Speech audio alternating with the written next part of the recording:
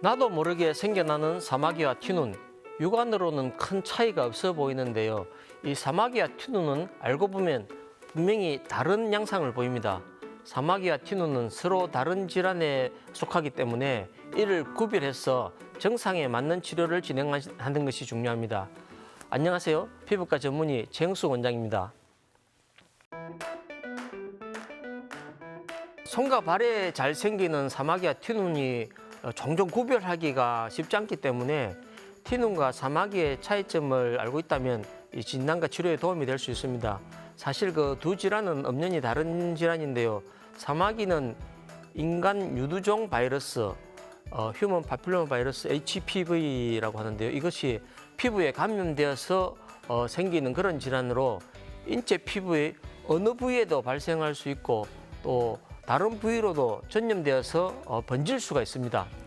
반면에 이 티눈은 주로 다섯째 발가락 바깥쪽이나 넷째 발가락 안쪽, 다섯째 발가락 안쪽 이런 압력이 잘 가해지고 잘 부딪히는 그런 부위 잘 생기고 또 발바닥에 만성적인 자극에 의해서 피부의 각질층이 국소적으로 두꺼워져서 그 중심 부위가 피부 속으로 파고들어서 통증을 야기하게 되는 그런 그 자극을 받는 부위에만 발생하는 질환입니다.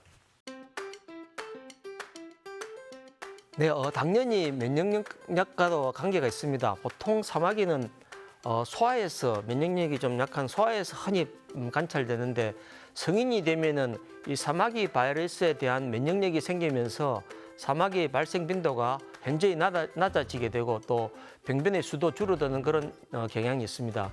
하지만 이 사마귀 바이러스에 대한 면역이 생기지 않는다면은 이 바이러스, 이 사마귀는 계속 지속될 수가 있기 때문에 또한 그 직접 접촉한다든지 하는 등의 방법을 통해서 주위로 퍼지는 그런 경우도 많이 생길 수가 있습니다.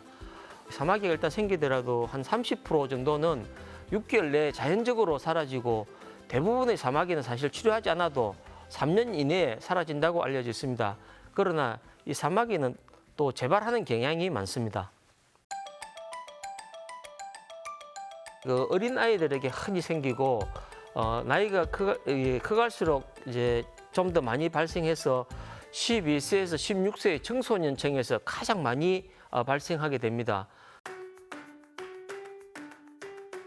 이 사마귀는 피부에 또 손발 위에 어느 부위에도 생길 수 있기 때문에 이 또 사마귀 종류가 다양하게 있습니다. 편평 사마귀 여러 가지 종류가 있는데 그 종류에 따라서 똥 모양도 다 다릅니다. 보통 그 일반적인 사마귀는 이 손가락 또 무릎 부위 이런 데 잘 생기고 단단하고 튀어나와서 있으면서 표면이 거칠고 또 흰 가루 같은 그런 인슬로 덮여 있습니다. 예전에 그 다쳤던 곳에 또 새로운 사마귀가 또 생길 수 있어서 사마귀의 수와 크기는 사람마다 다 가지각색입니다. 손가락 그 끝에 이제 생긴 그런 사마귀 같은 경우에는 글씨를 쓴다든지 해서 자주 눌리거나 하면 통증이 생기는 경우도 있지만은 보통 다른 부위에 생기는 이런 사마귀들은 통증이 없습니다. 사마귀와 티눈의 차이점을 보면 먼저 티눈은 이 특징적인 그런 그 부위 주로 이제 발가락이나 발바닥에 만성적인 자극을 받는 이런 부위에 피부의 각질층이 국소적으로 두꺼워지면서 이 중심 부위가 피부 속으로 파고 들어가서 생기는 그런 형태이기 때문에 압력을 받는 발바닥 부위에만 주로 생기는 반면에 이 사마귀는 바이러스의 한 종류, 그 인간 유두종 바이러스 감염 질환이기 때문에 신체의 어느 부위에도 발생하고 또 주로 그 노출되는 이런 부위에 발생하게 됩니다. 또 티눈은 보면은 이제 주변으로 퍼지지 않는 그런 반면에 사마귀는 감염 질환이기 때문에 주변으로 한 개 있는데 옆으로 주변으로 많이 번질 수가 있고 또 여러 개가 함께 이렇게 있는 경우가 사마귀 특징이고 티눈은 보면은 중심에 핵이 있기 때문에 이 핵이 있어서 핵 부위를 직각으로 이렇게 누르게 되면은 통증이 생기는 반면에 사마귀는 중앙핵이 없어서 중앙 부분을 눌러도 통증이 없는데 전체적인 압력으로 인해서 이 사마귀 주변 부에 통증이 발생하게 됩니다. 그래서 이런 임상적인 차이가 있습니다. 티눈하고 사마귀 같은 경우에는 분명히 다른 질환인데 발 같은 부위에 보면은 이 티눈이 있고 또 사마귀도 생긴 이런 경우가 동시에 생겨서 내나는 경우도 있고 발에는 티눈이고 손에는 사마귀 이렇게 그렇게 생겨서 오는 경우도 있습니다. 두 질환이 이제 발에 생겼을 때 사실 치료가 비슷한 부분이 많습니다.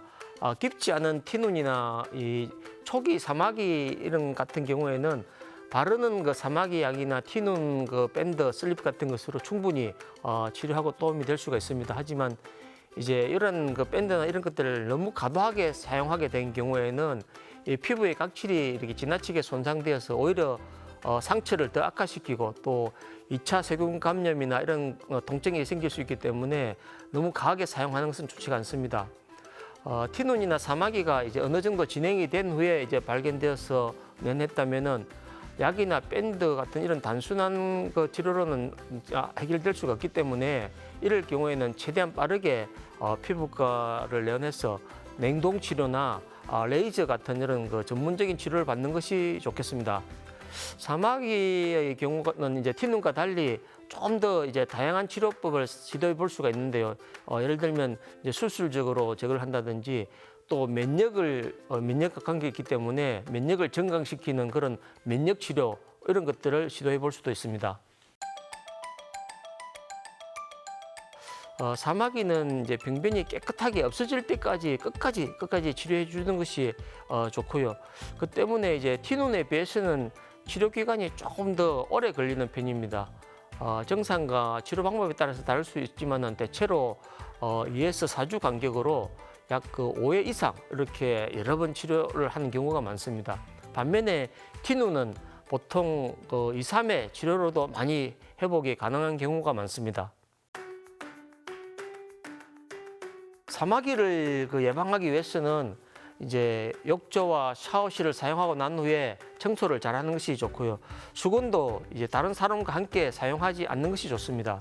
공공 샤워 시설을 이용하거나 또 수영장 주위를 다닐 때는 이제 슬리퍼를 신고 이렇게 걷고 하는 것이 예방에 좀 도움이 되겠습니다. 티눈은 이제 보면은 근본적으로 이 만성적인 자극에 의해서 이제 생기기 때문에 그 요인을 제거하는 것이 무엇보다 중요합니다. 일시적인 제거는 뭐 한번 치료해서 제거가 잘 되지만은 또 이 자극 요인이 제거되지 않으면 또 자꾸 재발할 수가 있습니다. 그래서 이러한 이 신발을 편한 것을 신는다든지 발에 무리가 가지 않는 그런 편한 것으로 신고 다니고 또 구조적 이상이 발에 있는지 이런 것을 한번 확인해서 그런 것을 피하고 또 걷는 습관이나 이런 것에 문제가 있다면 또 그것을 교정해 주는 것이 꼭 필요합니다.